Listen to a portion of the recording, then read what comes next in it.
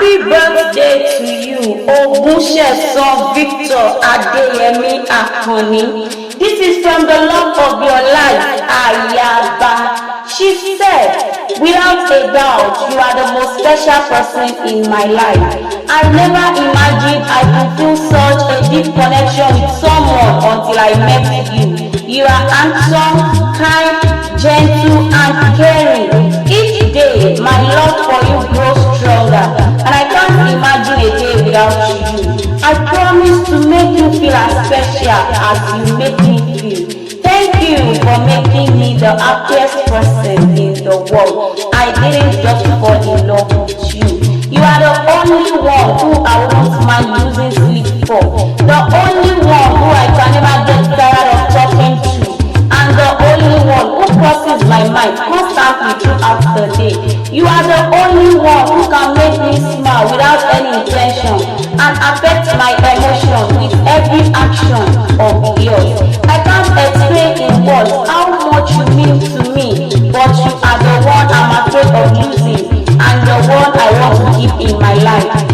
I open the door and choose to pour my heart into you, to invest my time in you, to dive into all of your layers, and I choose to dive more each day. Yes, I believe in fate and destiny, and I do believe things happen for a reason, but only to the extent that our brain will allow us to process what is in front of us, and then we all are left to make choices every day.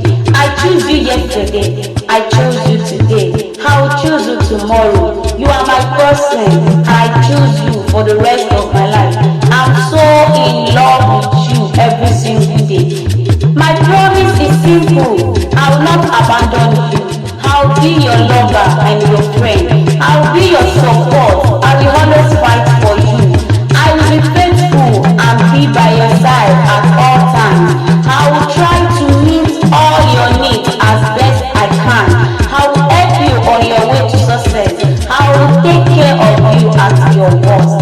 I will be your fortress when you need me. I will be everything for you for all hours, days, months, years, until the end of our lives and beyond, because the love I feel for you is infinite. Happy birthday to you once again. Ṣebọ́lọ́dún ní mọ̀dún ẹ̀ lọ́dún bọ́dún bá ti dé. Oyin mọ̀dún tirẹ̀ nínú afárá bẹ́kù ti mọ tiẹ̀ lálárèrè o gẹ́gẹ́ bójó láti mọ tiẹ̀ nínú àpá. Ìwọ òmọ̀mọ́ níṣọdún ìbànújẹ́ ọdún ayọ̀ ló mọ̀ ṣe. Ipò nífilé rẹ̀ ṣòde àrùn onífilé rẹ̀ ṣọ̀dẹ̀dẹ̀. Ọ̀rọ̀ gbogbo tí ń pa ọ́ lẹ́rìn ọlọ́rọ̀ ọba bí orúkú ní jẹ́ ó pa ọ́ lẹ́kún. Ó ní buriburi báwọn jíjọ ẹ̀sìn láyé ọmọ aráyé ò ní fẹ́ gbà fún ọ lóúnjẹ àrídùnnú rẹ̀ ọmọ ní ìdìbànújẹ́. Ó ti ṣọdún èyí o, wàá tún ṣẹ̀mí sí lágbára ṣẹ̀dá tó dá gbogbo wa. Àbọ̀ ni o, olólùfẹ́ rẹ̀ ló ránṣẹ́ pè mí o.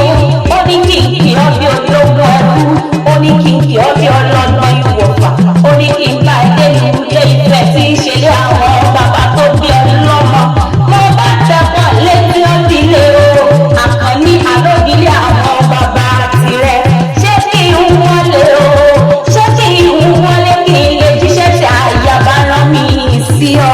Àpò tẹ́lẹ̀ ọmọ olùfẹ́ ọ̀ọ́ni, ọmọ wa tí ìlú kì í fọ́ba, ọmọ olùfẹ́ òye ládùn, ojúrábẹ́sà ọmọ ojú tó lè gẹ́gẹ́. Wọn kì í dúró kí wọ́n nífẹ̀ẹ́ ọ̀ọ́ni, wọn kì í bẹ̀rẹ̀ kí wọ́n nífẹ̀ẹ́ òye, wọn kì í dọ̀bálẹ̀ kí wọ́n nílé bàbá tó bí ọlọ́mọ. Ẹni bá dúró kí wọ́n nífẹ̀ẹ́ ò lábẹ́rẹ́ o, torí pé ẹbọ ni wọ́n fi rú wọn ṣe. Ìwọ́n ṣe bẹ́ẹ̀ dúró kí wọ́n nífẹ̀ẹ́ ọ̀ọ́ni, àlọ́ ò bẹ̀rẹ̀ kí wọ́n nífẹ̀ẹ́ òye, ìwọ́n kí wọ́n nífẹ̀ẹ́ òsì sábẹ́rẹ́. Ewúwẹ̀ ọ̀ òwú ẹ̀ṣẹ̀, ewúwẹ̀ ọ̀ òwú ẹ̀kẹ̀kẹ̀, alẹ́ ewúwẹ̀ ọ̀làdé mú gẹ́gẹ́.